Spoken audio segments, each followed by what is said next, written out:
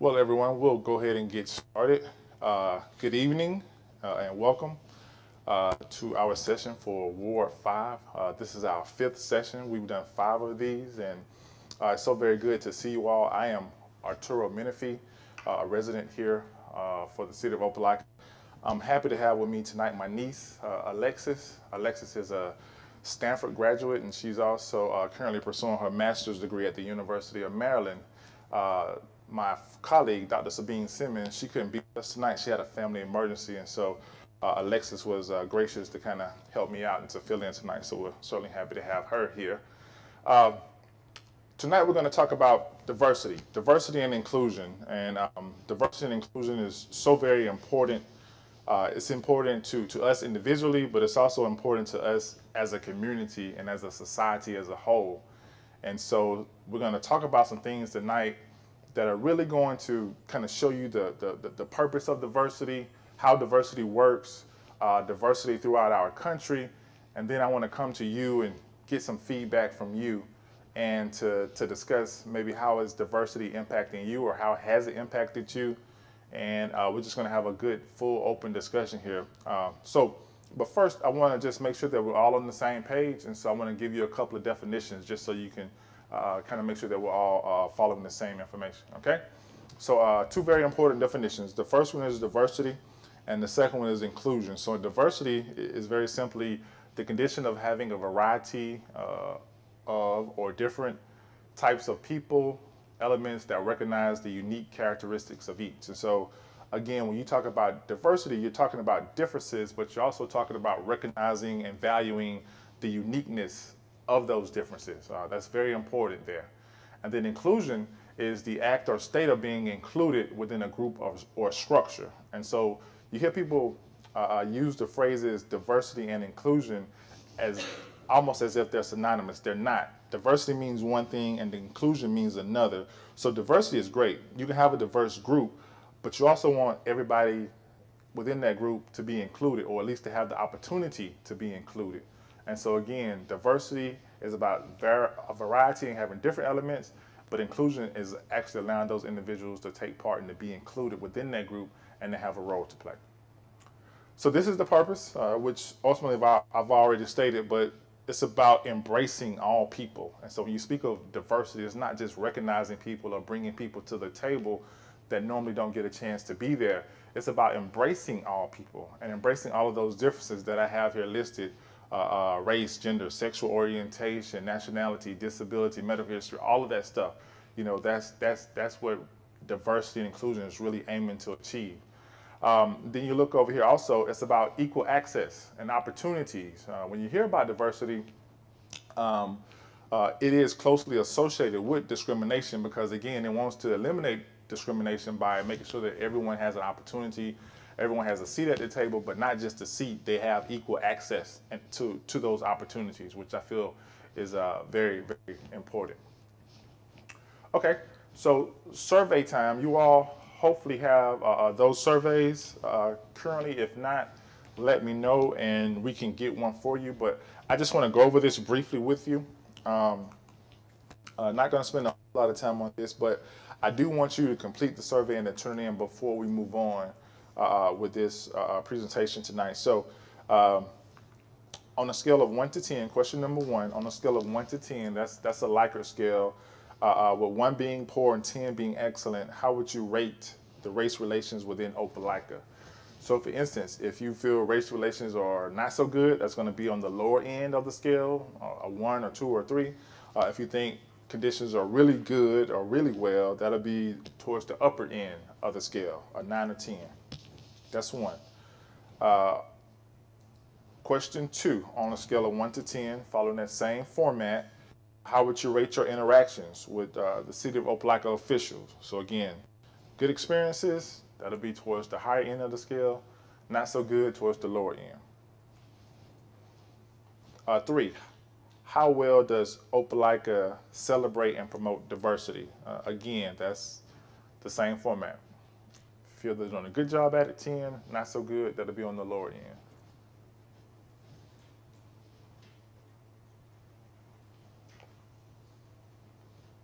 4, this is yes, no, or unsure question about the public departments and city boards. Do you feel they should represent the demographics of the city's population? Yes, no, or unsure.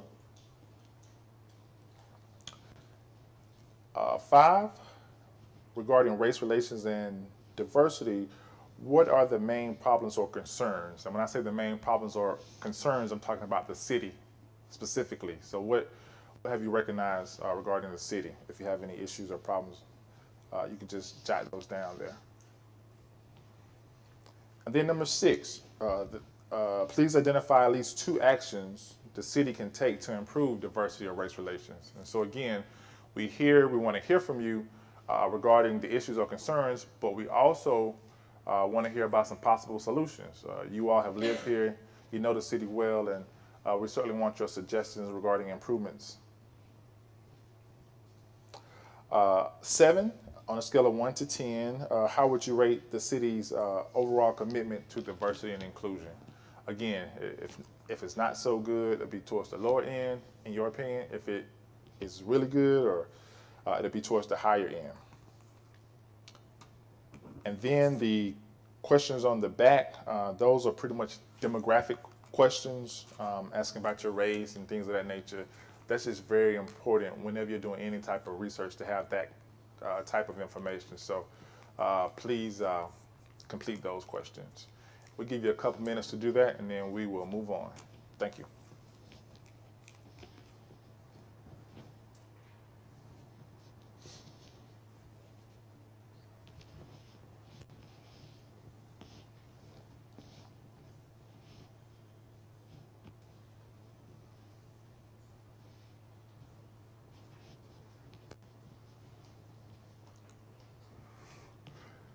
As you finish, just raise your hand, and Captain Healy is assisting us again tonight. We certainly appreciate that.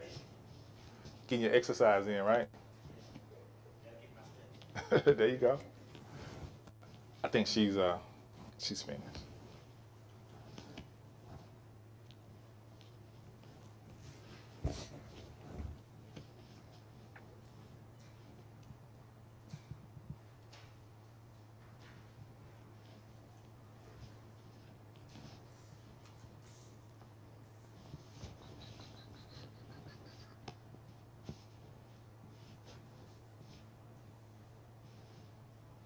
Okay.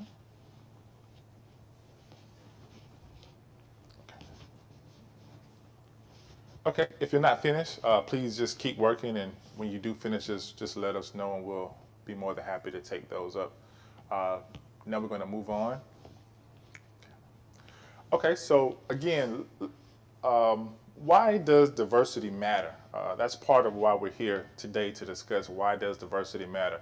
Of all the research that I've done over the years, these are the four consistent things that I see regarding diversity.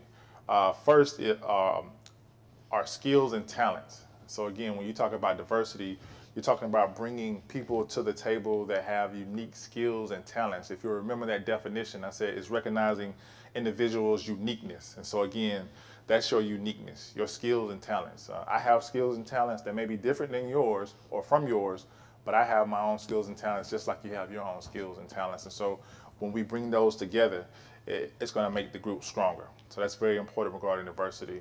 The next one, a new way of thinking. Your way of thinking was probably developed from your upbringing, probably from those around you that influence you, your experiences. All of that is a part of who you are. And you also bring those ideas, you bring new ideas to the table whenever we're maybe trying to solve a problem, or maybe trying to create something to accomplish a particular goal. So a new way of thinking, very important for diversity. Different experiences. I was just thinking about different experiences earlier. But yes, we all have experiences, unique experiences. My experiences are different than yours. Those experiences help to mold me into who I am today, just like yours did. And so again, those different experiences, it makes us stronger as a group, as a community. And then last but certainly not least, the unique cultural background. You can learn so much from various cultures. I've told this story before, but about 15 years ago, I had the opportunity to travel to Cape Town, South Africa, and the things I learned there from that particular community really changed my mindset and my way of conducting business in regards to community development, because I learned a lot from that particular culture in terms of what we were able to do with some of these communities, and learn some of their structures and some of their unique cultural activities there. So very important, but these are the 4 things I consistently see when I refer to diversity. Okay, so diversity works. This is research, many years of research. These are the things they say about diversity, and this is why diversity works. Positive learning outcomes, and this is especially important for our young people, for our students. When students are in a more diverse classrooms, the grades tend to be better. They tend to have more positive experiences, more positive learning outcomes. Increased exposure and engagement.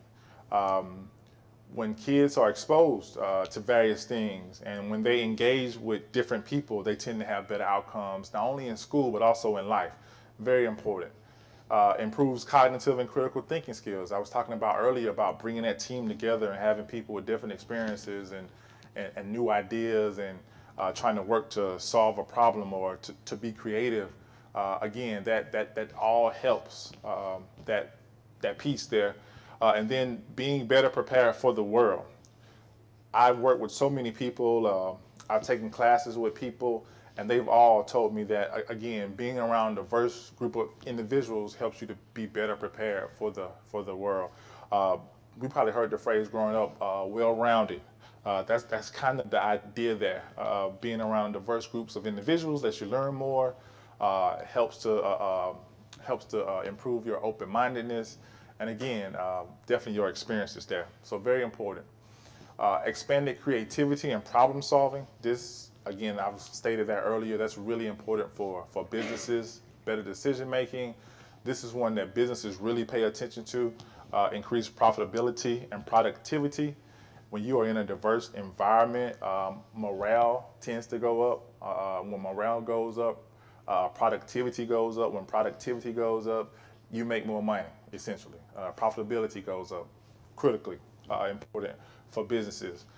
Enhanced employee engagement and retention. Again, when you're in a diverse environment, you tend to feel more comfortable in that environment. You tend to feel that your voice matters, that you have a place in that company or organization or nonprofit organization.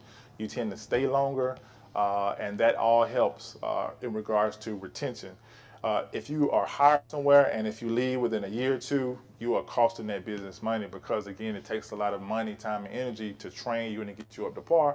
And so again, diversity helps to improve all of that. And then the last one, but certainly not least, improve company or community reputation. Very important. Again, I've told these stories, seems like Taylor 1,000 times, but I had the opportunity, I had a job offer from a university in Louisiana. And my wife and my daughter now, we traveled over there. We went to that community. We looked at the schools. We looked at the daycares at the time because of my daughter's age. And I talked to some people there. And so we spent about 2 or 3 days over there just trying to get a feel for the community. Because of the community, it didn't feel welcoming to us in regards to the school system as well. And as a result, I declined. I turned down that job. Now, it was great money. It was great opportunity for myself. But again, based off of that community's reputation and the thing that I experienced there and witnessed there and talking to some of the locals, understood about that community, I didn't feel it as a welcoming community. And so even though it was a great opportunity for myself and my family, I decided to turn down that opportunity. So community reputation is important. Yes. Okay. Diversity statements, and I won't stay on this one long, but you know, every organization that I can think of has a diversity statement. So like, these are some of the companies that you'll be familiar with: Google, AT&T. We just lost our power, so I have no idea what happened. But Google, AT&T. Yeah, I see. Okay, it's back. Google, AT&T, United Way, the University of Houston. It could be any university, it could be any school system, but they all, trust me, have diversity statements, saying they're committed to diversity. Diversity is this is what diversity means to them, They all have diversity statements. And think about our society as a whole. We have diversity throughout our community. So again, in our U.S. Constitution, trust me, diversity is there. It says we the people, not we, some of us people, we the people, meaning all the people. The Declaration of Independence, and we've heard this time and time and time again, we hold these truths to be self-evident, that all men are created equal. E pluribus unum, that's on the money. Out of many, one. Excuse me. The Statue of Liberty, that's a symbol of freedom, talking about liberties for all, not just for a few, not just for some, but for all. The White House is known as the People's House. U.S. Government, or U.S. the country, when I was coming up, we always referred to it as the melting pot. That's how it was referred to in a lot of the history books. The 14th Amendment is about equal protection under the law. Many Supreme Court rulings and multiple songs, Star Spangled Banner, My Country, 'Tis of Thee, Sweet Land of Liberty. Liberty is talking about those freedoms that we have. And again, not just for some people, but for all people. So those are the symbols of diversity that we have throughout our country. So is there a diversity problem? Is there an inclusion problem? Now, I don't know, but people are going to play a critical role in determining that. So that's what we're really going to discuss here today. So for today's session, I know we have a small group, but that means we're going to have a lot of good discussion, right? And so these are some things that I need for you to do. I need for you to commit to participate. If we don't hear from you, then we're missing an opportunity. Your voice is important, and this is the opportunity that we have to hear from you. So we certainly want to hear from you. We want everyone to be open and honest. You know, we're all adults here. We can afford to be open and honest. We need your honest opinion. If we don't get your honest opinion, how we ever get to the root of the issue or the cause? So let's all be open and honest. Need for you to listen. You're probably going to hear some things from some individuals that you were not aware of. That's a good thing. It may not be necessarily happening to you, or it may not be relatable to you or relative to you, but that's okay. That's why you're here, to listen. And as a result of that, hopefully you're going to learn something from other individuals, from their stories, from their experiences, just like we talked about earlier about those different experiences. And then last but certainly not least, respect. You know, we're just going to have respect for everyone, and even if we disagree, we will just respectfully disagree. So that's the commitment I need from you tonight. Yes. Okay. So I always start off, whenever I'm doing a talk or a presentation, I always start off with values, because I feel that values are kind of our core beliefs and our underpinnings in terms of what we're trying to it's a great representation of who we are. And so I really feel that values are extremely important. And so I have some values here. You probably can't see this all that well, but these are just some values that I pulled off the internet, and I've also worked with this for quite some time. So what are some values that are important to you?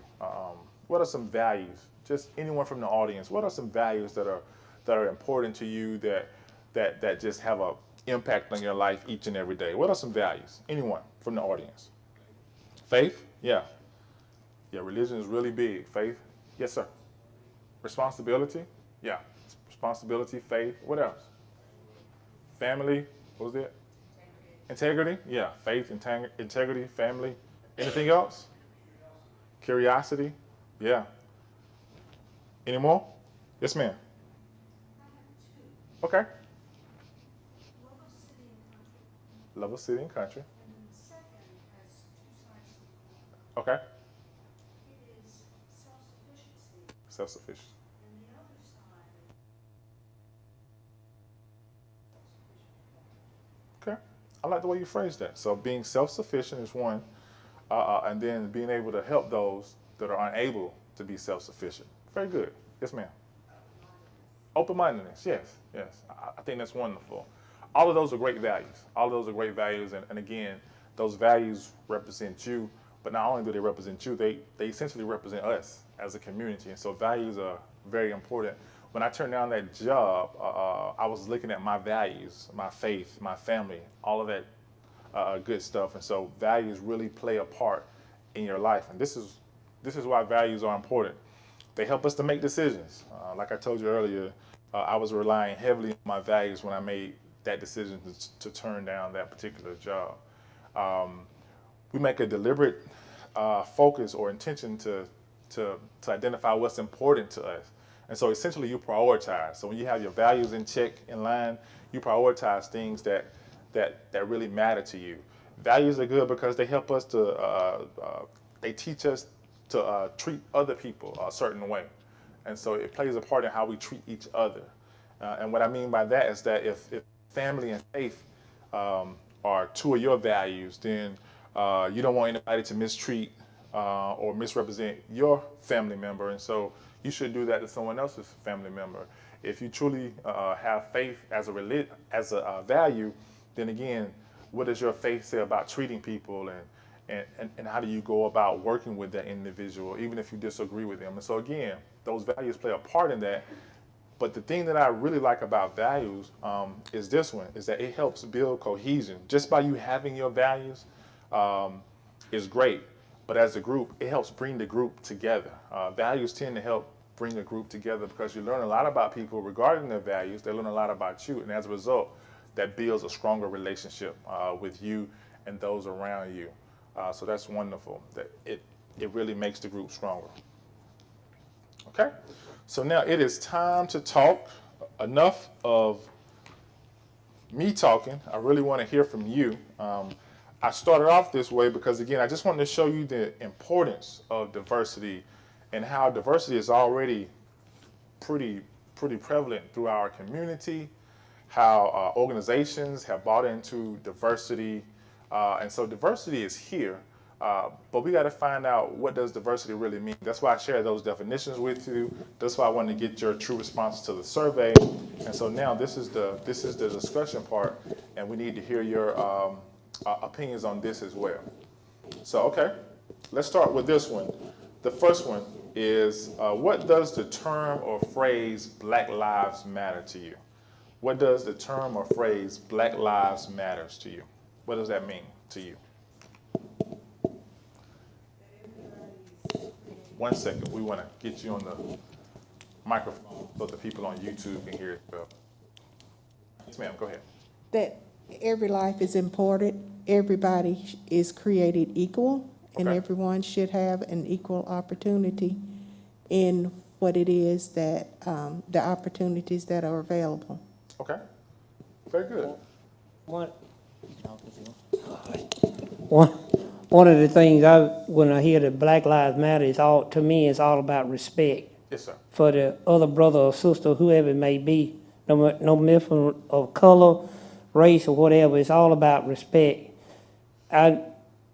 You respect everybody in order to get ahead in life, and you talking about some of the diversity and stuff, it'll help you better because Yes, I can learn from somebody else Absolutely. other than me. Yeah, So absolutely. other than my group, so I want to learn from other nationalities, whatever it may be, in order to make this, as you say, make the world. That's what make the world go round. Yeah, yeah, for sure. Thank you. Great comments. Who else? Who else? Don't be shy, because we're a very small, intimate, engaging group, so it's all good. I don't like to talk on a microphone, but to me it means everything that's already been said, but also recognition and acceptance of the fact that we actually have a problem that we need to address and change. Yeah, I think that was well said. You're absolutely right. Well, first of all, any more comments from the floor before I start commenting? We've had several people, again, like I said, this is our fifth one, and we've had several people to kind of relay that sentiment. It's almost like Black Lives Matter too. Not saying that they matter more importantly than anyone else, but they matter also. And I think it is a recognition that we do have a problem regarding Black lives in certain situations. And so it's almost like they're trying to highlight it just to make it aware that hey, this is an issue, and we not as a group, not only for Black people or for white people, but as a group, as a city, as a community, as a society, we need to take a close look at this problem and see what we can do to resolve it. So, very good. Okay. So CD said, can you hear me guys? Yes. Okay. CD said, Black Lives Matter means Black lives haven't been given the proper weight they needed before this, so they have to be affirmed by Black Lives Matter. Okay. So Anything? respect and equality are great responses. Good. Good. Anything else? Okay. That's it. Okay. Good deal. What else? Why does Black Lives Matter? What does that phrase mean to you? That term or phrase mean to you? Black Lives Matter. While you're thinking, because I know, oh, here we go, right here.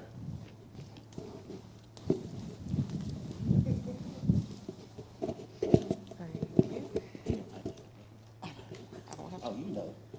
I'm telling you, you already know. Well, if I can just be honest, Absolutely. That's what we need. Yes, ma'am. a lot of us, including myself, have a hard time saying that all lives matter because all lives can't matter until Black lives matter. So, I mean, we just want to be treated equally. We want the same opportunities as everybody else.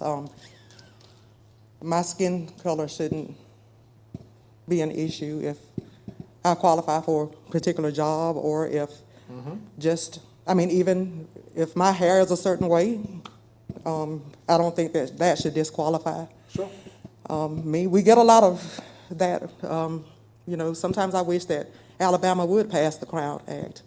I don't think that we should be discriminated because we're wearing our natural hair out in public and things of that nature. But, I mean, who says what God allowed to grow out of my head is not beautiful? Yeah, So, absolutely.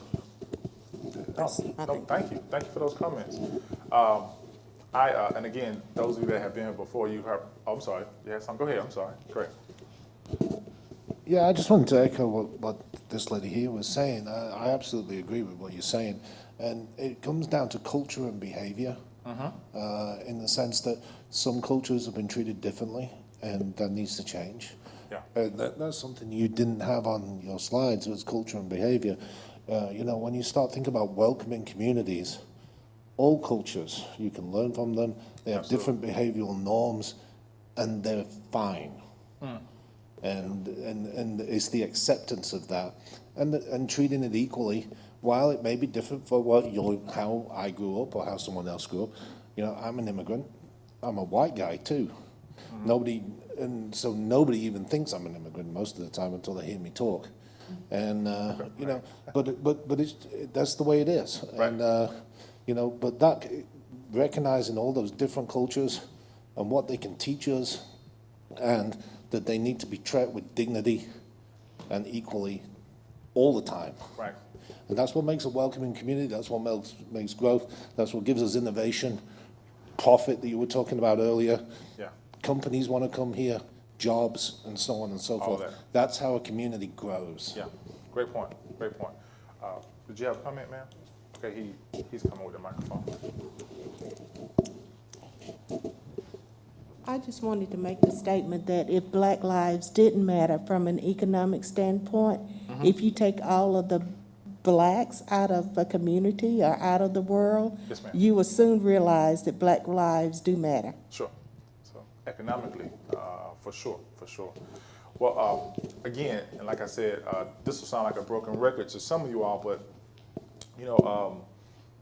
a few weeks ago, I rode down on campus, on Auburn University's campus, and again, the first time I had seen anything like this, I saw a bunch of white students holding up Black Lives Matter signs, and so we went back again, and we saw them still out there, so they were very committed to getting their point across. And so I was talking to my former professor. He was my professor when I went to Auburn. He was at Auburn, but he accepted another job, but he's still a good friend, mentor. He lives in Milwaukee right now, Wisconsin. And so he was traveling through town one day, and he went over to a small town, or actually was passing by, but he was going through the small towns, 95% white town, and he saw, again, just like what I experienced at Auburn, he saw several white students rather, holding up Black Lives Matter signs and wearing Black Lives Matter t-shirts. And so he's a political scientist, social scientist, and so he's got out the car. He wanted to talk to the young lady, and so he did. And he was talking to this young lady and asked her. He said, "Why do you, have the sign? What does Black Lives Matter?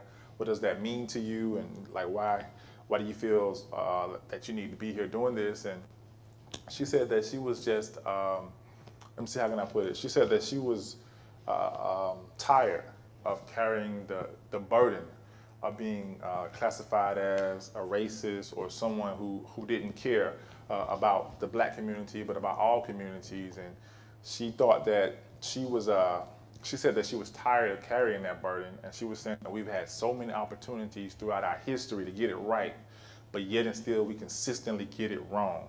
And so then they went on a little history lesson together. She talked about when the country was founded, how blacks were treated. So she was well educated and knowledgeable on various situations. And so she talked about how blacks were, in the Constitution, 3/5 of a person. She was like, "Well, did you think a black life mattered as much as other lives then?" And so she was like, "We made a mistake. We had a chance to get it right, but we didn't get it right." So then we had the Civil War. Then we had a chance to get it right then. We still didn't get it right then. And then we have, civil rights and a multitude of Supreme Court cases and several other things that have occurred. And she was saying that we've had so many times to get it right, but yet and still we as a country just have not gotten it right, and we're consistently not getting it right. And so she said she was tired of carrying the burden, and she wanted to show her son the right way, and that hopefully by the time he is an adult, or at least by the time her grandkids are adults, that they won't have to worry about all of these racial issues that she's had to experience. And she understands that her life is definitely different from a person of color, and so she wanted to do her part, and she wanted to show her son. She wanted to lead by example, to show her son what the right way, and to really put a focus on treating people right. So again, I thought that was very powerful, and great conversation. He had much more to say about it, but I just thought that really just summed up the conversation, and very, very powerful experience from his part, because he gets a chance to travel all across the world and talk to various people, and that really kind of humbled him listening to an experience like that from that young lady. So, okay, well, let's move on. Let's move on. One more comment. One more comment. Great. I don't want to leave somebody out of it. So, Yes, please. Thank you. So Kendra said, "Black Lives Matter because we have not come as far as we have prayed for, and we are still teaching others on what being a human means, regardless of the color of our skin or the kink in someone's hair." Wow. So I thought that was pretty powerful. That is powerful. to Yeah. Share. Yeah. Could you read that again, if you don't mind? Yes, Black Thought it was Lives powerful. Matter because we have not come as far as we have prayed for, and we are still teaching others on what being a human means, regardless of the color of our skin or the kink in someone's hair. Yeah. Very powerful. Color of And I our heard skin. the other day, I just want to share from my Sure. experience. Absolutely. I heard the other day from a sermon, and I loved it. Put it very simple that Jesus left the 99 to find the one in the parable about the sheep. And no matter your opinion on the Black Lives Matter movement, all lives cannot matter until Black Lives Matter, like Yeah. Denise had said. Yeah. And so I loved how she had put that, but about the parable, I thought that was a great Sure. input. Oh, no, that's great. Yeah. So again, great discussion. So now let's move on to this one. The next question. So what does the term or phrase white privilege mean to you? What does the term or phrase white privilege mean to you? What are your thoughts on that? White privilege. We've been hearing about it a lot in the media lately. Yes, sir. What are your thoughts? So I saw a video on YouTube, and I thought it was a great illustration of this. And it had a bunch of kids lined up to run a race. Good. And then it took the white kids and literally put them, 10 yards from the finish line. And it took the Chinese kids and put them a little bit behind. And it left the black kids at the start line. And they said, "Okay, now run the race." Wow. That was a great analogy Yeah. to what white privilege means. It means you get this bump, and it's not fair. It's as simple as that, and that's and you've got to realize it. I mean, I've sat through several of these because I work for the city. Oh, sure. And Yeah. it's been illuminating listening to your stories and listening to the stories that people have told over the last few weeks, And, you know, you grow up with biases, and you just can't help it because you grow up and you don't even know that they're, and again, you've got to listen to people. Yeah. And but that race analogy I thought was brilliant. So Yeah, I've seen that before, and I think you're absolutely right. That's a good, very powerful analogy, very illuminating, very much so. Someone else, white privilege. What does that term or phrase mean to you when you hear that, white privilege? White privilege. Yes, ma'am, right here. What does that term or phrase mean to you? I think an additional thought, since I've said a couple of them, would be you don't have to quantify or qualify yourself for anything. Okay. Like, I know when I walk into professional environments, even in civic organizations, whatever, I'm always, it's like, where are you from? Who are your people? What do you do for a living? Where'd you go to? I mean, these are not common. Even people ask these questions commonly, Right. but it's why are you speaking the way you're speaking? Like, what qualifies you to have this information, or Gotcha. why? Who do you know? Sure. So I feel like I have to run off my black resume as to Okay. why I'm a knowledgeable African American woman Sure. in the South, and so I feel like I don't think any of my white friends would have to do that. Like, I walk into an area and I'm like, oh, what are you doing here? Who did you come with? Or, you know, what, and I mean, my kids are experiencing it now. My son was telling me about an experience recently.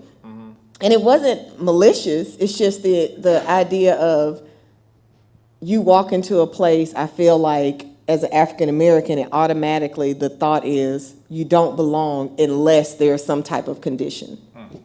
That's a good way to look at it. Yeah.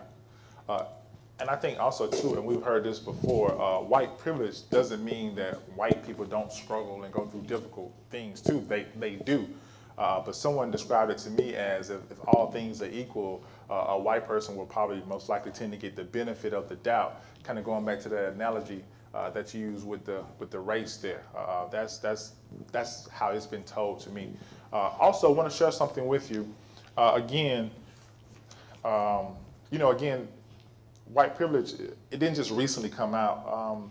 This term and phrase, it's been out for a while, and way back in 1988, Peggy McIntosh, she wrote an essay on white privilege, and it was very important to her, and this is what she wrote about it. These are her words. She says, for many, white privilege was an invisible force that white people needed to recognize. It was being able to walk into a store and find that the main displays of shampoo and pantyhose were catered toward your hair type and skin tone. It was being able to turn on the television and see people of your race widely represented. It was being able to move through life without being racially profiled or unfairly stereotyped. And so that's how she saw white privilege way back in 1988. Now, some things have probably changed with, commercials. I think commercials are probably a little bit more diverse. TV's starting to get there in terms of things they're doing on TV, but a lot of those things probably are still true today, especially the stereotypes and the racial profiling. I've heard some reports on that. So, but I just thought it was interesting that, again, this isn't the first time that we've heard of that phrase and been discussing it. Again, it's been highly discussed in many years before today. So, okay. Well, any more comments on that? Any comments from YouTube? Yes, we have a very engaging crowd today. All right, good I job. love it. Yes. I guess we got some people who like some YouTube. Okay, so That's we good. have Kendra who said white privilege means no degree walk into a director position versus black brown 2 degrees in a certification walk in customer service. Okay, I've heard that before. I think that's, yeah. Okay. And then we have Christine who said that my life as a white person has had obstacles, but that the obstacles are not related to my race. Mm-hmm. And white privilege means being given the benefit of the doubt that I belong and I'm competent as the default. Yeah. Okay. Good. I also think that white privilege, there's also, in our community specifically, we have a growing Hispanic population. We do. That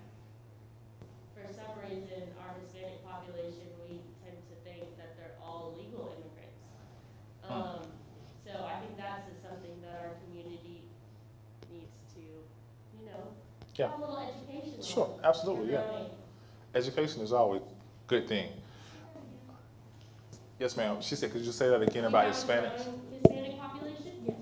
So we have a growing Hispanic population. I feel like as a community, our growing Hispanic population, we tend to believe that they're just illegal immigrants, and we do have a lot of legal, you know, Yeah, illegal. Hispanic residents in the city of Opelika. Yeah. My mom teaches at Carver Primary. Actually, my family's, she's Hispanic, she speaks fluent Spanish. And I think we just tend to just believe that they're illegal immigrants and have a huge Guatemalan population. Mm-hmm. So as a community, I know in community relations we've been looking at being more diverse as far as, you know, Hispanic Heritage Month, and Black Heritage Month, and doing all kinds of different things to grow as a community, to educate our community on the different Sure. traditions and heritage. Yeah, yeah. So, great conversation. Moving on to the next question, why is the country so divided now? Why is there so much hate and anger out in our country right now? Not specifically this community. We're gonna talk about Opelika in just a moment, but why is there so much hate in the country now? Why are we so divided as a country? And I know we're still undergoing a presidential election, but why are we so divided now? What are your thoughts on that? Because we didn't just become divided, but it seems like we're even more divided. It seems like that anger is even, turned up to another level now. Why is that? I kind of think that we have had, even, you spoke about things that were codified in the Constitution. Sure. I think we've had an undertone of division since the beginning of the nation that has probably been masked over time. And just recently, there have been figures who have created, have put things out there that have allowed that to rise back to the surface. Sure. Sure. And so now we're addressing it and we're seeing it very clearly now, things that have never been fully addressed and dealt with. Ultimately, personally, I believe that the issues that we've seen over these years are really issues of the individual heart. Yeah. And if we don't deal with them from that perspective, then, they're never healed. So Yeah, that's a great point. To your point, in the paper today, because I read the paper from time to time, it talked about Alabama votes to cut racist phrases from the Constitution. It was in the paper today. The unique thing about this, though, because we all talked about we need a new state constitution. I've been participating with that group for many, many years, and we were never able to reach an agreement on that.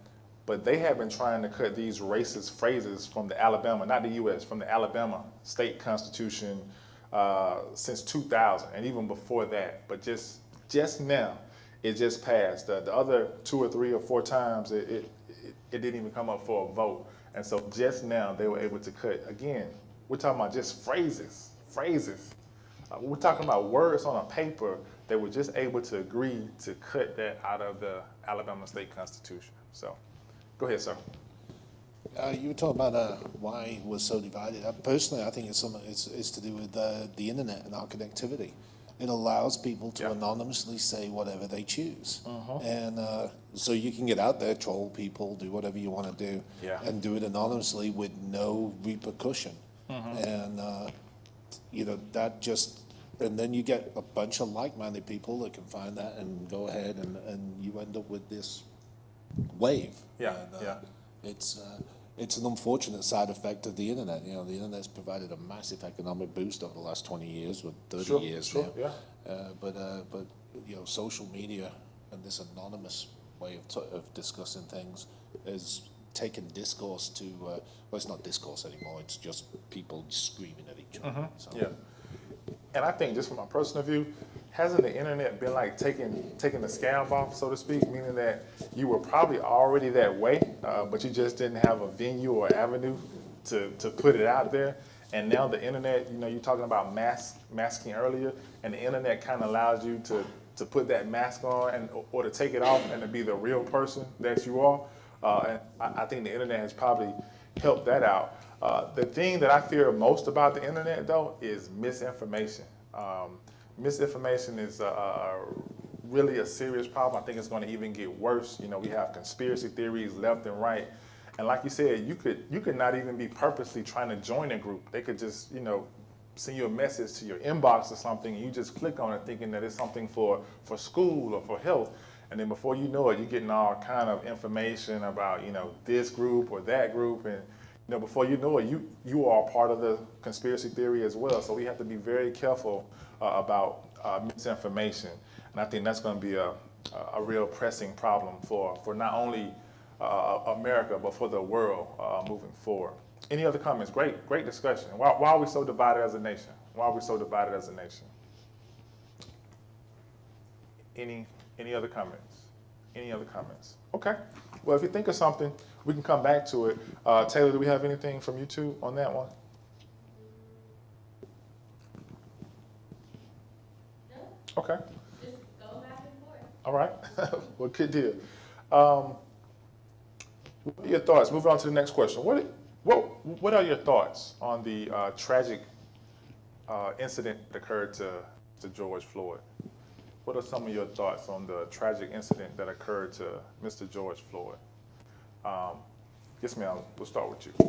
It was a tragic incident that was committed by a sociopath individual Okay. that was supported by other individuals who didn't have the wherewithal to stand up.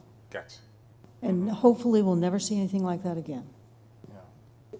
Okay. Go here. You know, maybe I'm a Debbie Downer, but I believe things like this have happened a lot more. That one was just televised, and like you said, the internet brought it to light with them. But I think it's been going on for a long time. So, you know, for black people, yes, I think I was glad that it finally got showcased that these are some of the things that blacks have had to go through, especially black males.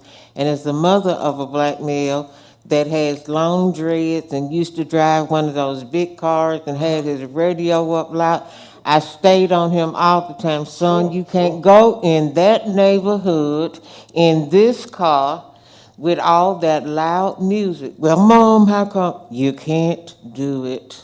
Yeah. Gotcha. At our previous sessions, you know, we've always wanted to hear from a police officer, and so we were glad that Captain Healy was really wanting to share his sentiments on that, and it was very well accepted. So, could you please tell us a little bit about your thoughts on that incident?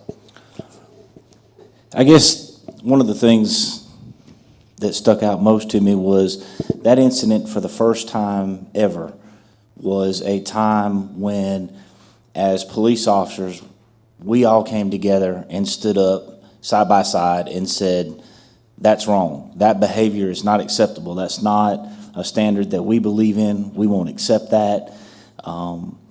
And it was from officers in small departments, medium departments, you know, national agencies, state agencies, all of the big fraternal organizations, Fraternal Order of Police, the International Association of Chiefs of Police.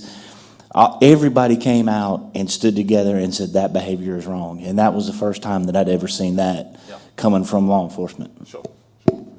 I think it's very important to hear that, you know, from a law enforcement officer, because again, I know how I felt, you know, when I saw that, and we've had some other people here from the community said they would have loved to heard from an officer perspective regarding that event, because a lot of times when something happens, I don't know about every situation, but sometimes, you know, they'll kind of not make a statement, or the police even going to come out and make a statement. And so again, to just hear the emotions from an officer about an act that another officer did really kind of helps you to get a better understanding of what occurred, and to tell you really why it should not have occurred, right? I mean, to me, that was a simple situation that could have easily been handled without even getting to that level.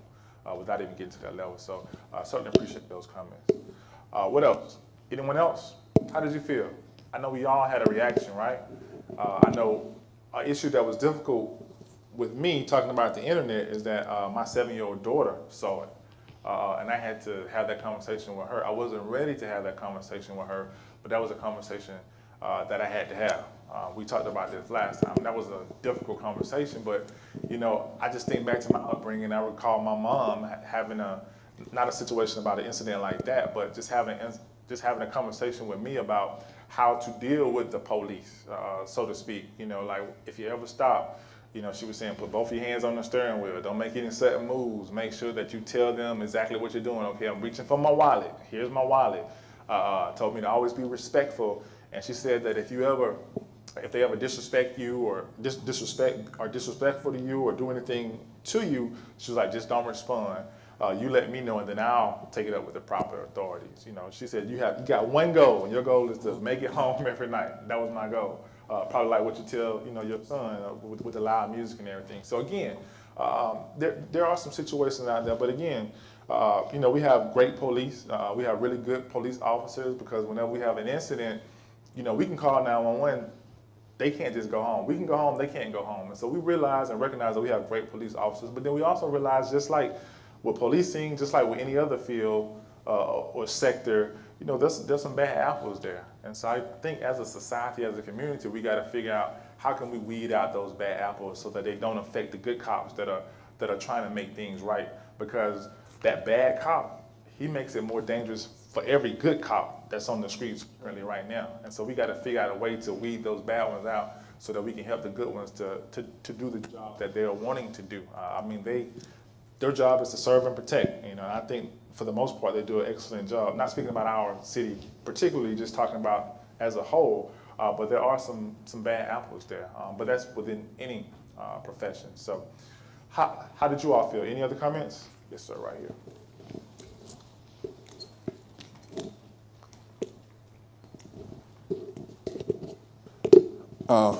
If I'm, really transparent, I think many of us, if we've been paying attention to like the news leading up to this, we had seen similar situations several times. It wasn't, all on, film or whatever, where you saw it live. Yeah. Like his situation, but there's so many cases. Many of us probably have seen the things where it says say their names. Yep. Right? There are all these names that can be called out where there were very similar situations or, closely related types of situations. And so, like the young lady over there said, this is for Black people, it's not something that's like new or shocking. I think, for me, I was kind of in a space where I had almost become kind of numb in the sense that expecting there to be an outcome like there has been in previous times. Sure.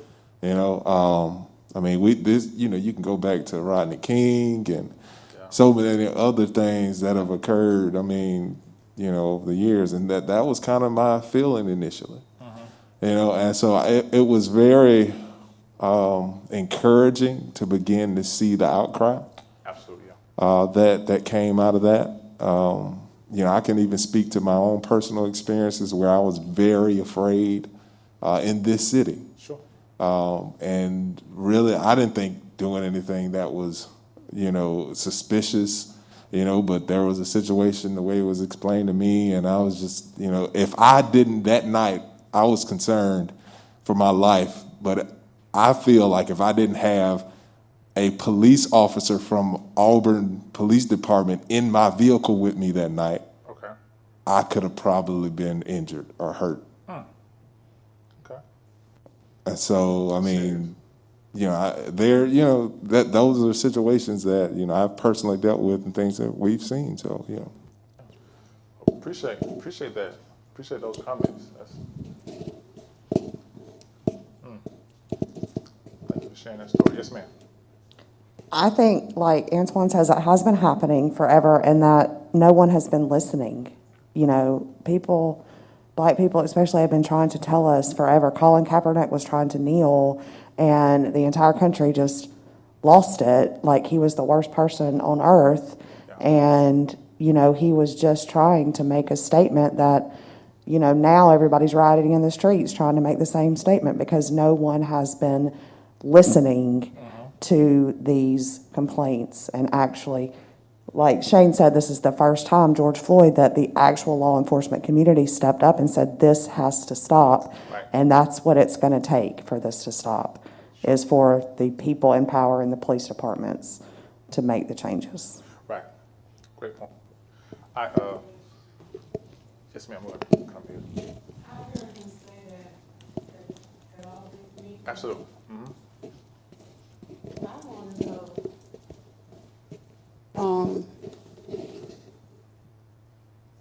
What has happened since then? Is it business as usual, or have the police departments made any changes? What have they done? I mean, we need to see some action, Sure. because we can talk about it till the cows come home. But until I see some difference in attitudes and behaviors, I'm not so convinced. Okay. And I hate to be negative, but I'm just saying, I've been around a long time and I've seen a lot of things. Sure. And I've heard a lot. But I don't see much difference in the behaviors. Yeah.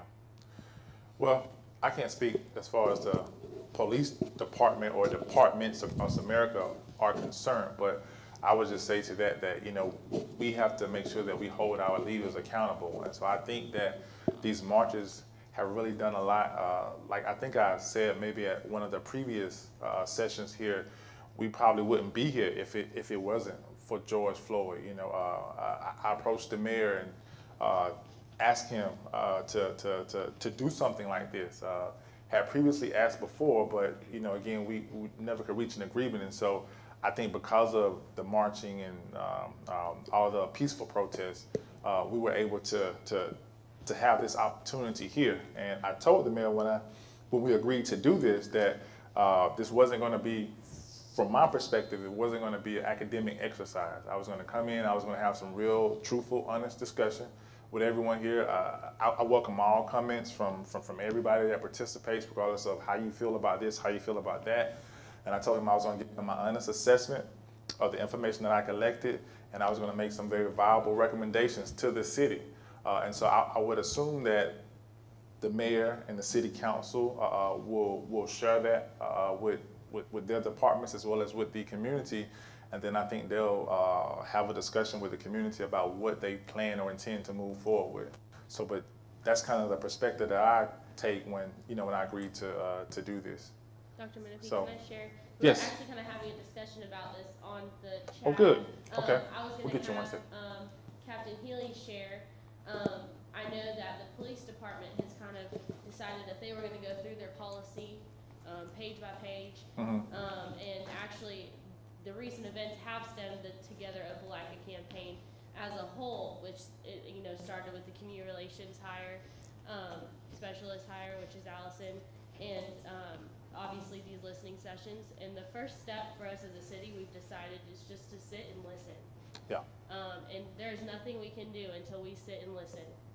And so anyways, but I wanted Captain Healy to kind of talk about their community policing and their engagement that they've been doing recently, because I know in recent events and recent listening sessions, you've talked a little bit more about that. Yeah, so here at the Opelika Police Department specifically, a lot of the things that came to the forefront after George Floyd, things like banning chokeholds and use of force policies that say certain things, when you have a problem officer, that information, that let's say you terminate that officer, that information follows that officer.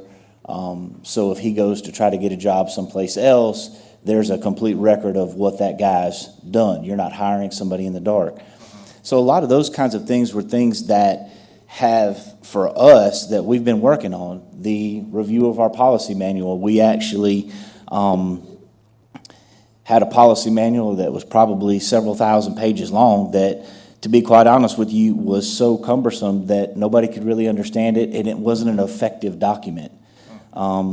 So we went and we researched and we found a company called Lexipol that does this for a living, and they actually monitor their policies, compare them to state, federal court cases to make sure that they're always up to date and current. And we went with that company, so that's brought us to reviewing every policy we have and making sure that it fits for us and that we're able to maintain those state, federal standards that are out there. We've always, in Alabama, there's a system set up through our A-Post, which is the people that accredit us as police officers. They certify us. That's our training council, if you will. But whenever we terminate a police officer or they no longer work for us, there's a report that we have to fill out about why they don't work here anymore, especially if they're terminated, what those issues were for, and it asks specifically about use of force, other civil rights violations and things like that, and we submit that to them. So when we go to hire a police officer, and that person is a certified officer or had been a certified officer, we always compare against that Alabama database. Now, that's strictly Alabama. They're in the process of making basically the same type system that will be nationwide. So if we had somebody come here from, let's say, California, and they said they were a police officer out there, we'll be able to check that name against that database to see if they had been a police officer someplace else. So some of those are some of the little things. We're always looking to improve our training. How do we train better? How do we train diversity better? One of the things that somebody brought up earlier tonight was, and I think it was Stephen, that talked about, him being an immigrant and coming here and how different cultures have different values, and that as a community, we have to kind of learn those values and be accepting of that. That comes into play for us as police officers too. And so we do a lot of talking and training with our police officers to learn what is common for a particular culture. Taylor brought up the Hispanic culture. Sure. That was something, when I started policing here, we had very, very few Hispanic people in Opelika. Like, it was very rare for us to run across a person of Hispanic descent. Now we have communities of Hispanic people. Yeah. And so we've had to put effort into learning what is the Spanish culture, the Hispanic culture. What is normal for people, for example, that live in Guatemala versus Puerto Rico, things like that, because there's some different dialects, there's some different things that are normal and common. So we put a lot of effort into trying to figure out what those things are so that we can identify things that are out of place or suspicious, instead of just assuming, as for me, for example, as a white male, I know what's common for me. Sure. I have to learn what is common for other cultures so that when I'm policing, I'm trying to look for things that stand out, that are different, that would bring suspicion to me about something going on. But if that behavior may be suspicious to me in my culture, it may be perfectly normal in somebody else's culture. So we got to teach our officers what those are. Yeah. So there's a lot of things that go into that, and that's kind of really an encapsulation of all of what you've talked about. Right. So, and it's a process. It's a process, yeah. It really is. I think she had to come in, and then we'll. What I wanted to say is, this is the third one of these meetings that I've been to. Yes, ma'am. And you hear a lot of the same thing from the meetings. And when you look at the age of all of us, we've seen some things, we know what needs to happen, and we're open for them to happen, for those things to happen. But what concerns me are these 20 and 30-year-olds that are not coming to these meetings, that haven't experienced these things, and they just think, well, they didn't have no business doing that. Well, you don't know how far we've come. So So I think we've got to try to find some way, cause, I mean, like I am a mom, but you know, my children don't think I have no sense at all. I don't know nothing. I just need to, you know, listen to what I'm telling you. No, you need to listen, cause I'm speaking from experience, and you speaking from what you think you know. So we've got to find some kind of way so that I call them young people, the 20s and 30s, because they're going to be the leaders after a while, and if we don't get them on the right track, y'all, we still going to keep going in a wrong direction. Yeah, I think you're absolutely right. We got to always work to find a way to engage the youth or the younger people in the community. It is very cliche, but they are our future leaders, and we certainly got to find a way to get them to events like this. And we've talked about that before, so that's certainly something we need to focus on. Can I read something real quick? Yeah, go ahead. Specific to what you just said. Knowledge is power.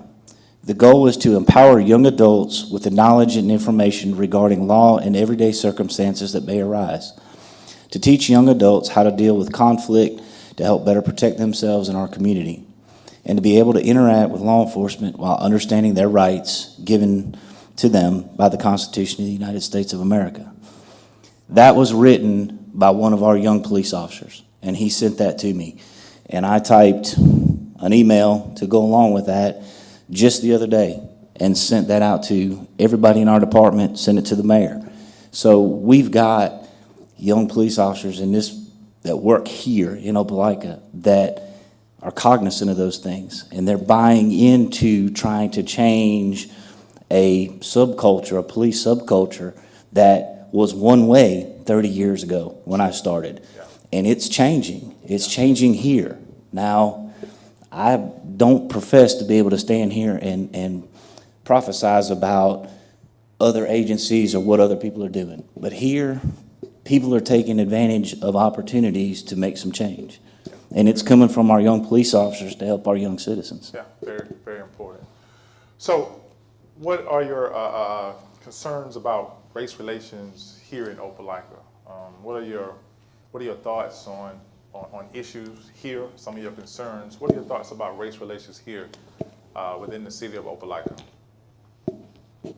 What are some of your thoughts or comments? We'll start with you. Yes, ma'am. Every time I come over here, I keep saying I'm not going to say anything, and then I keep talking. Just can't help yourself, right? I heard this at one of the meetings that I was at, and one of the ladies said, we need to, when we work on city projects, let's work on them equally. Like, she brought up the incident of the Covington Recreation Center, Geneva Street. Okay. They've been working on that for Lord knows how long, and it's still not finished.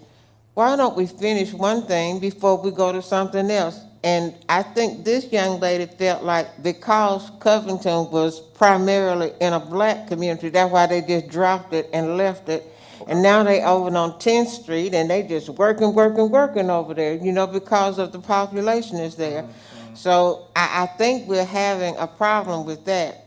And I worked the polls on Tuesday at Covington, and a lady came over there and says, I need to turn in my ballot. And, you know, we're looking at her going, what's she talking about? She had an absentee ballot, and she had up until 10 o'clock Tuesday morning to turn that ballot in. Well, see, none of us knew that, first of all, so she had already missed her deadline. Right. But I think what really came to roost is that she says, I've been trying to get here and all these roads blocked off and I didn't know where I was going. It took me 30 minutes to get here. Okay. You know, so her GPS or whatever she was trying to do didn't help her get to Covington on time. And then we sent her from Covington, told her she had to go to the courthouse. The courthouse told her, well, you too late. You got to go back over there and vote. Wow. So, I mean, she was still lost. So, you know, we just need some continuity. If we're going to start a project here, let's finish this before we jump into something else, so we won't feel like, okay, you tore up our roads, you blocked us off, and now you're over somewhere else and you ain't finished ours yet. Okay. What are some other comments? What are some of your concerns regarding race relations in the city? Anything else? Yes, ma'am.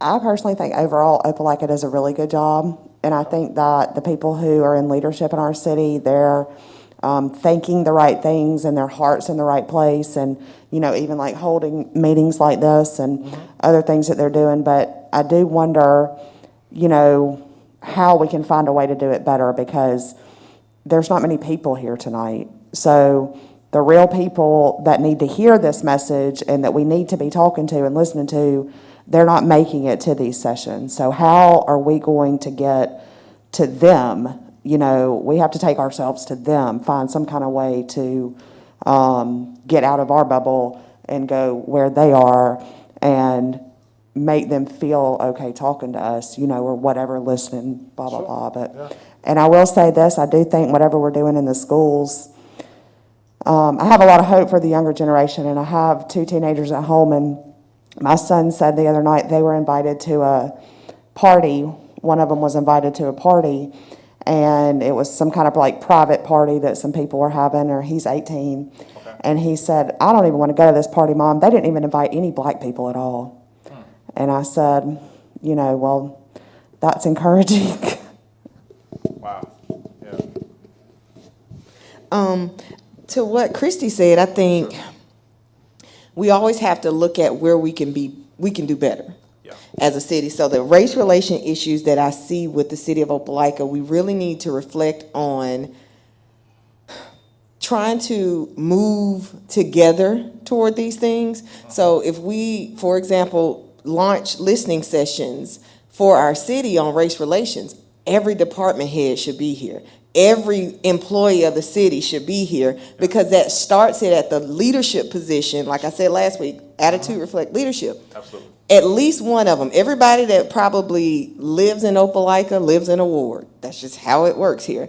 So pushing toward, and not everybody that works for the city lives in Opelika, so I do understand that, but there's a large majority of our leadership that lives here, employees that live here. And I mean, if we can't get the people who are on the payroll for our city to come to this type of stuff and to think that this is important enough to listen and hear it, and I'm sure they're on YouTube, but I've been on the YouTube for a long time, and I can tell you the numbers. It's not the people who are employed. It's going to be, you know, and Taylor probably sees them too, but the numbers aren't reflecting who are in our city. And just like she said, but I think start at the pressure points. As a business owner, if I want to change the culture of my job, I start with my supervisors. We got a mandatory meeting. All of you need to be here. This is what we're going to do. And I make sure that they understand this is the priority now. Whatever we did before is out the door. This is our focus. Yeah. I think that's an excellent point. Pretty much you're saying leading by example, you know, making sure that, hey, not only am I just saying this, but I'm going to show you by being here, and also I'm going to request you to be here because it's just that important. Very good point. We'll come to you in just a second. Yes, ma'am. I actually just want to answer one of the things you said. The city actually requires that all their leadership live within the city limits. So all directors for the city at least do live within the city limits. So whatever happens, well, the employees can live wherever they choose, but the actual leadership team is all they're all Opelika residents. So. But to her point, all the directors then should have been at one of these sessions, right? We got 2 here tonight, both of them in Ward 5. She had something. I noticed that on the survey, you asked for race, Yes, ma'am. and you did tell us about the ratio of everybody. So when you do this, when you culminate this thing, Yes, ma'am. are you going to say this was the feeling of the Hispanics, this was the feeling of the blacks, this was the, are you going to break it down to that level? I will. So that we, and then maybe average it out, but I'm interested in seeing what each culture feels about race relations, because when you look around, you may have 1 or 2 here, blacks, but Hispanics, Asians, I don't think so. So I'm just wondering, how are we gonna address inclusion without including Right. everybody. Well- You know, what are we doing there? Right.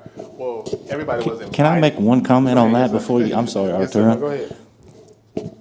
Specifically for us at the police department, what we're gonna do, we're gonna go into those communities and have conversations. So that's something that we're moving towards. Allison and I have been talking a lot about it. In fact, talked earlier today. After the first of the year, not this particular program, it's gonna be more of a conversation, but we're gonna come to those neighborhoods specifically and figure, yes, ma'am. Yeah, we're gonna do it at your house. We're gonna do it at your house. You're cooking, right? Backyard Oh, barbecue. yeah. Are you grilling? Barbecue, that's what I was thinking. Yes, ma'am. Yeah, are we gonna have barbecue at your house? So that's one of the ways that we are gonna address it. That's right. Well, I was just thinking, I'd love to leave it at home. yeah. I'm giving it here, I'm giving I it. have my own mic. Appreciate it. But yes, ma'am, I am. That was one of the reasons why I asked for that demographic information so that I can, break it out by race, maybe by income. Also, though, even by ward, to kind of with the different wards thing. I know that Ward 1 and 2 are predominantly African American. Ward 3, 4, and 5 are not. And so, yeah, that will give me a good sense of what each ward is saying. I'll come to you in 1 second. Of what each ward is saying, as well as the different racial groups, income levels that will play a part. But I was gonna say, you're absolutely right. We haven't had a whole lot of, or any Asians or Hispanics here, but I do know that, again, the city, they've reached out to all of their, their networks, and they've encouraged everyone to participate. But unfortunately, we just haven't had more to participate. So I think that's a lesson for the city and for all of us, is that we got to figure out how to reach into those communities. And I think we already have some things currently going on, but we also have to come up with some additional ways to reach out to those groups. And that was one of the reasons why I had that question on the survey about how do we best contact you? I think was the way in which the question was phrased. So is it church? A lot of people, they hear about stuff through their churches, or is it social media and various things like that. So yeah, we intend to release all of that information. Right, yeah. Well, that's what I said. We gotta figure out where they are and go into those communities, to those churches. We gotta figure out how to do a better job with that. Yes, ma'am. She had something. Yes, ma'am. Go ahead. Okay, is there an avenue for city employees to, okay, let me just say this, let me preface it this way. There are a lot of employees I know that would love to be here, but are so afraid to say things because, work for the city. So is there an avenue that you all have to where they could, a suggestion box, or do it anonymously, or just, these are real conversations that we want to. We're talking about doing something through HR about doing our own almost like a community relations university. So we're gonna have our own kind of how we have our safety meetings, having our own kind of meetings and conversations where we can come and do things, even to the point where we have a self-defense class and doing different things like that, where we can kind of bond as a city, and we're working on our internal relations as well as our community relations. So we're working on it with HR. HR just recently had a director. We have a new director now, and now that she's all settled in her position, and now that COVID is kind of hopefully on its way out, we're working on that. So, yeah. I don't know about that one, but I'm crossing my fingers. I'm being optimistic, y'all. I think we had our most cases yesterday. Was it over 100,000 cases in America or something? So, but to your point, you make a very good point, and they've said this in other meetings that, again, even though me personally, I'm saying be open and honest, they understand that they work for the city and they gotta, go to work with this person. So I get that. We have developed some workshops and things in the past, and again, not in relation to the city, just in relation to what I do, and I've done this all across the state and the country. We do have some workshops and things that will allow you to submit anonymous information, or to mask the information that's submitted, so they can't identify directly to you, because we understand the fears in that. And so that would be something that I would certainly recommend to the city, because again, if you do want that real honest feedback, you're only going to get it if people can not have that fear or fear of being threatened or being retaliated against regarding a job. There are some legal things in place that will forbid that, but again, we're talking real, right? So we're saying people don't believe that. A lot of times too, people don't even want to submit stuff on their computer to an anonymous site because again, they're thinking, okay, yeah, it says anonymous, but they can trace it back to my computer. And so a lot of those things are issues that we'll certainly make some recommendations to the city on. So very good point, well taken. What else? What are some other issues? What are some other solutions? We're kind of talking about some potential solutions as well now. So what are some additional thoughts? Great discussion. What's the question that we're talking about right now? The question is how are race relations currently in Opelika, and then also what are some potential solutions? So how are race relations here in Opelika, and what are some potential solutions? Because that's where we really got to go. It's not just going to be the city, it's going to be all of us working together and making sure that we hold not only city leaders accountable, but also holding ourselves accountable. And so are there some things that we could do? I know we talked about doing things better, but are there some things that we can do individually to help make this a more diverse and inclusive community? I know one thing that I'm doing is that all of the boards that I serve on, I'm going to see how can I make those more diverse and make a recommendation to the board to include more women, more persons of color, more maybe people with disabilities or something that typically don't have a chance to work or to serve on a board. I know in several communities we have specifically developed a program for people that live in public housing, because a lot of the times, and again, I'm not talking about any leadership programs, but I work with a lot of leadership programs throughout the country, and most of the times they don't reach out to those individuals that are in like public housing complexes and things of that nature. And so some things that we've done in other parts of the state is that we specifically designed a program for people in public housing, and as a result, we would say, hey, these individuals have great skills and talents, and you should consider having them on your board, and they have done so. And it has been eye-awakening for a lot of those communities because now they realize the talents and all the unique characteristics that they had sitting right there in their community, but they never just utilized them. And we see that a lot. And again, we need to do something to change the mindset, to change that perspective in our various communities throughout the country. So what else? Anything else? Yes.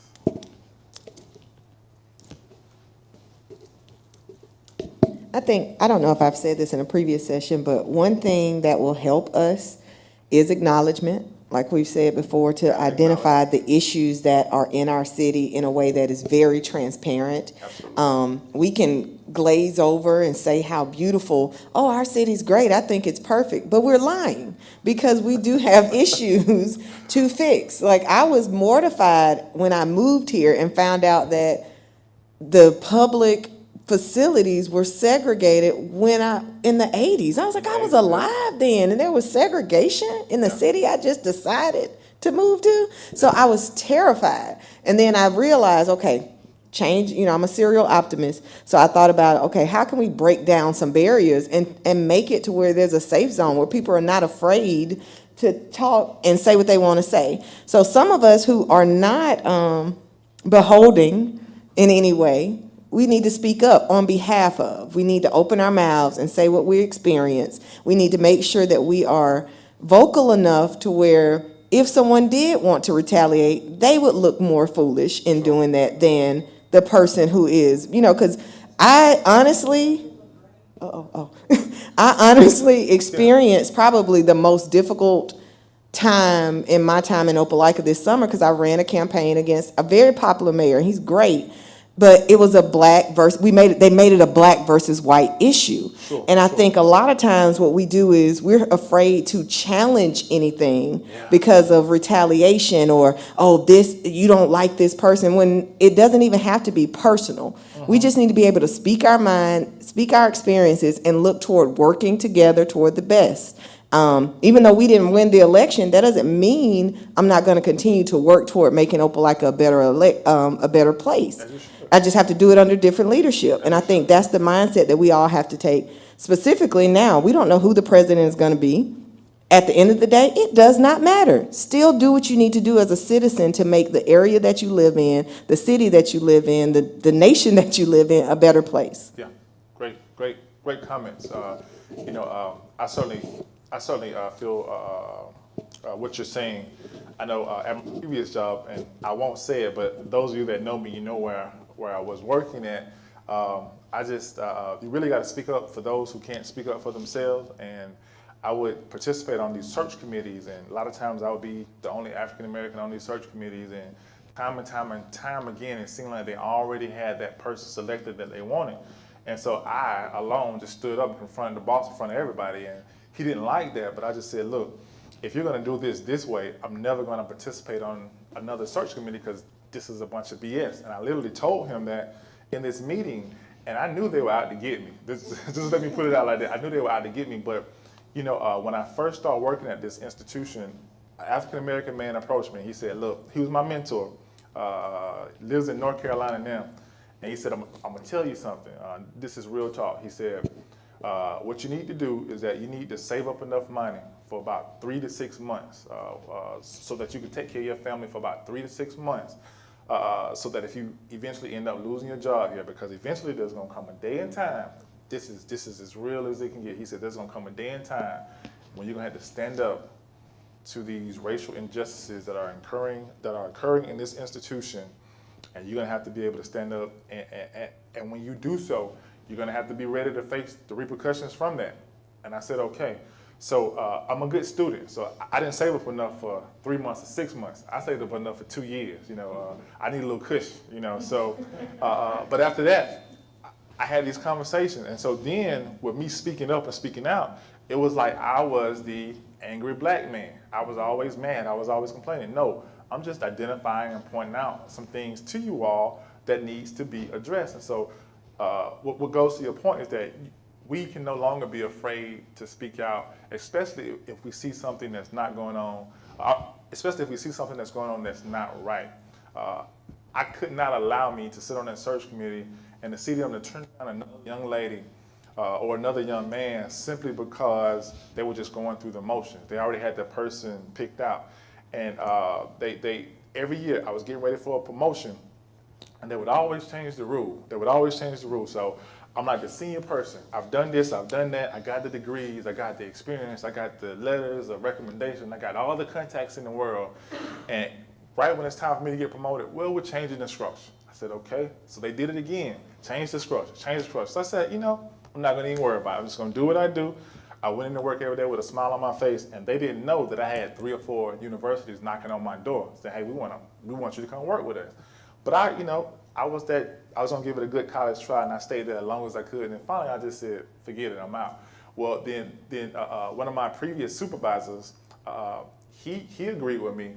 They got rid of him, and then he came back and told me what they were actually saying. He was saying that behind closed doors, they were trying to come up with a way to either keep me where I was and not to promote me, or to outright fire me.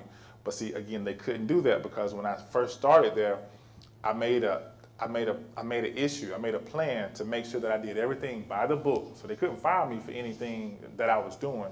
I always had great performance reviews, and then I knew a lot of high-powered people, not only in that organization but also throughout the state, that would have written me a letter or whatever I needed in order to be successful there. So they couldn't do it. So they were just kind of like stuck with me. And so finally one day I just said, hey, this other place kept knocking. And so I said, yes, I will accept your offer. I asked them for 10 different things, and they met all of my demands, and it was the greatest decision I ever made. But to your point, I know that was a long story, but to your point, we have to prepare ourselves to stand up and to challenge those that are in positions of power, because a lot of times they only see it from their perspective and they don't see it from your perspective. And we can no longer be fearful to say, hey, you know what? You may be my supervisor, you may be this person, you may be whoever, I respect you, but I think that's absolutely wrong. And that goes against my morals, that goes against the morals of this institution, and I think we should have an open, honest discussion about it, and I think something should be done about it. And I just think that's wonderful that you brought that up in that way. Yes? As a property owner in Opelika, I've had somewhat of a third-party view of a lot of racism over the past 8 years. I have property in what is sadly known as the white part of town and the black part of town. I've heard that before. And when I put a white tenant in the black part of town, I have issues.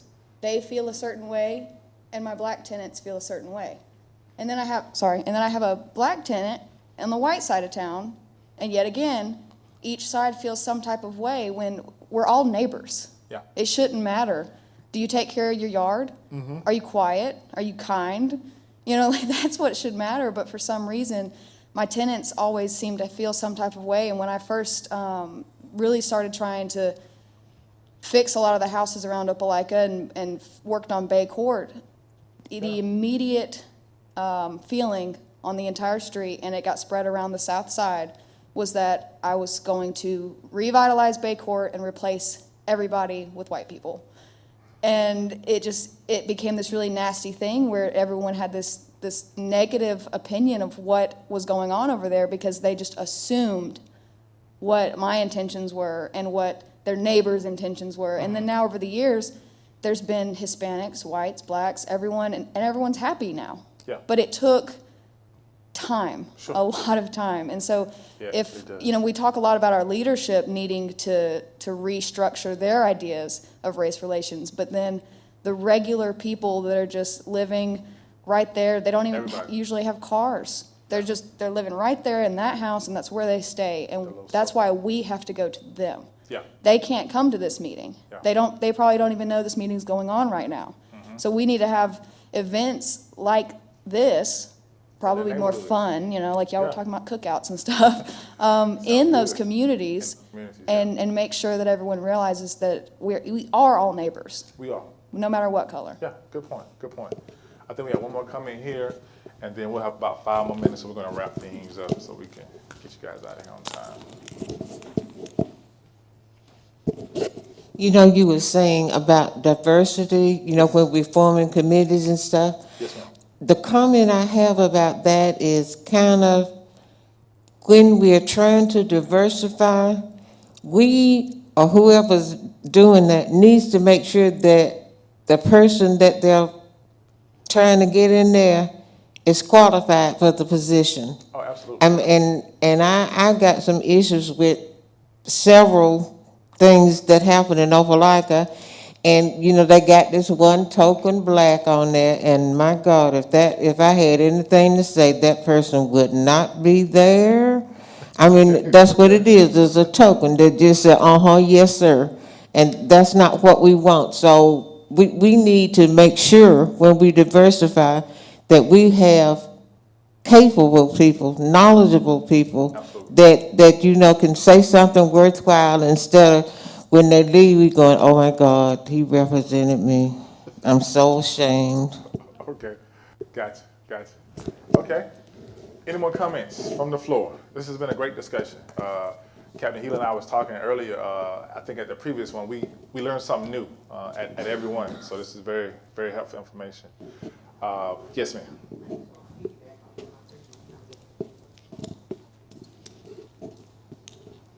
When I said speak up, I did say it from the African-American perspective, but I think it's also important to note, I expect personally my white friends to speak up, my Hispanic friends, I expect everybody. You to speak up when you hear anything. Sure, we were talking, might have been a couple weeks, but anytime somebody is treated a certain way, my husband used to call me a superhero because I'm like, all right, I got to stop and help. Like, I need to help. Like, I saw a bus parked, and I saw the bus driver toward the back of the bus. I was like, babe, you got to go on the bus. They're fighting. You need to go help them to fuse the situation. And he's like, really? We got to pull over? Because to me, everything is our responsibility. We're responsible for each other. So I can't blindly walk by. If someone's dogging out Todd, I'm not going to sit here. I always use you. Stop sitting by me. I'm not going to just. I noticed that. Right. I'm not going to sit there and just let someone treat him inhumanely. And I'm just like, oh, well, it's not happening to me, or they're not saying it about me. I'm going to speak up because I feel like as a human being, there's a certain responsibility that we have one to another to treat each other with respect and to protect each other. Yeah. So I wanted to make sure that that was clear. I was saying that all of us should speak up. Yeah. Not just one group, but all of us should speak up. And I know in speaking to some of my colleagues, especially regarding the presidential race that's going on, they were just saying that they feel that America kind of has turned into the me, country, whereas like if it's not happening to me, I'm just gonna kind of turn my back and just kind of focus on this. But the thing, one of the great things that I think America can do is that we do want to help our neighbors, and we do aspire to do more, not just for ourselves, or at least that's kind of what I was taught coming up. We aspire to do more, but not just for yourself, but for your community, so that we can eventually reach a more perfect union in America, in the community, in our state. And so I agree with you 100%. Todd, as the representative of this ward, would you like to say anything before we conclude tonight?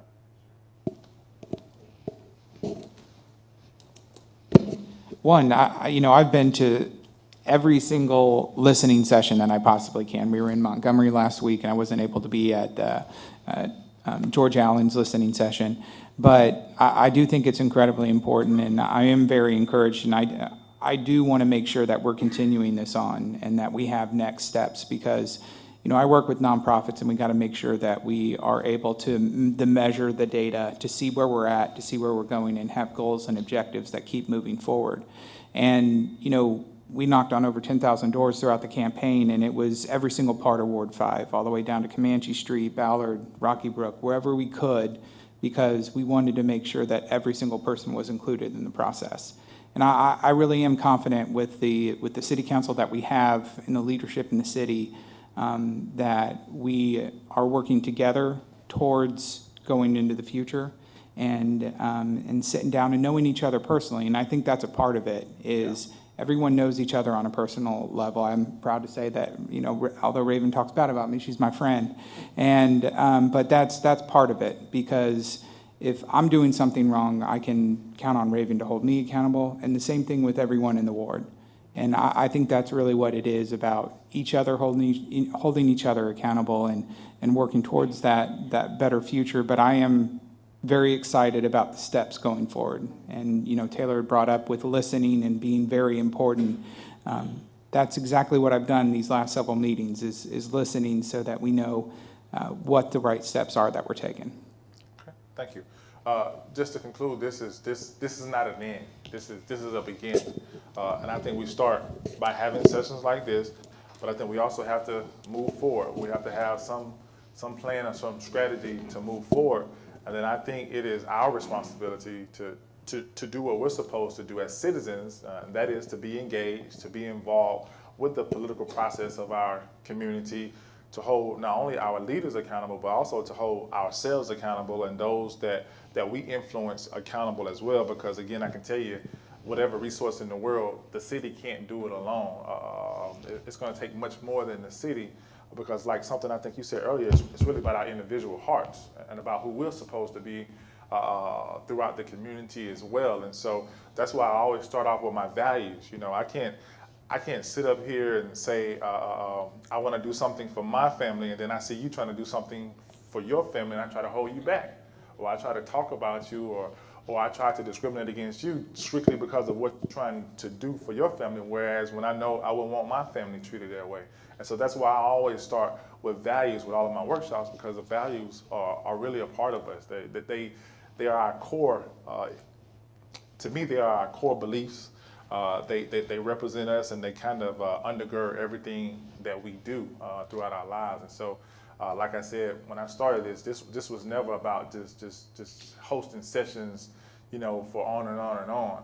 Yeah, this is a process, and we'll need to continue to have these discussions, but we'll also need to continue to see some efforts that are going to meet the needs of the people that are in this room tonight, that have been in this room before, that are throughout this city. And we definitely got to do a better job of reaching out to those underserved communities that we really don't have great contact with, the Hispanic groups, the Asians, LGBTQ group, everybody is a part of our community, and we really got to do a good job for reaching out to them. This has been a wonderful experience for me. I have really enjoyed it. Like I said, we learn something new at every session.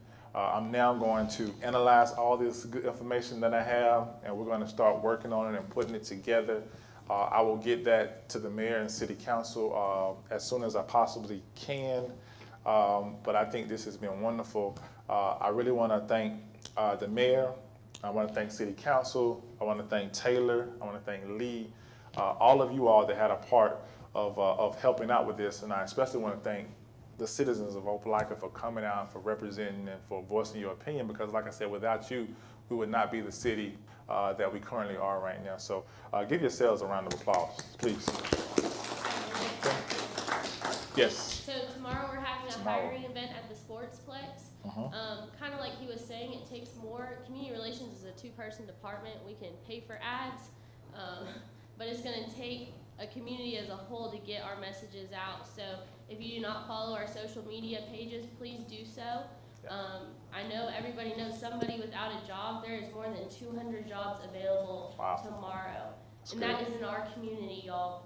200 positions available. We are having a hiring event at the Sportsplex, and they are looking to hire people tomorrow. So that is from 8 to 5 at the Sportsplex. So get your friends, get your family there. Bring your resumes. If they don't have a resume, they can fill out an application there. Come as you are. Come, you know. Just it come. Doesn't matter. Just come. Just come to the event. See what happens. See what doors open up. It's on our Facebook page. You can share the event through there. I know it's been in the newspaper plenty of times. It's been on the radio. But please.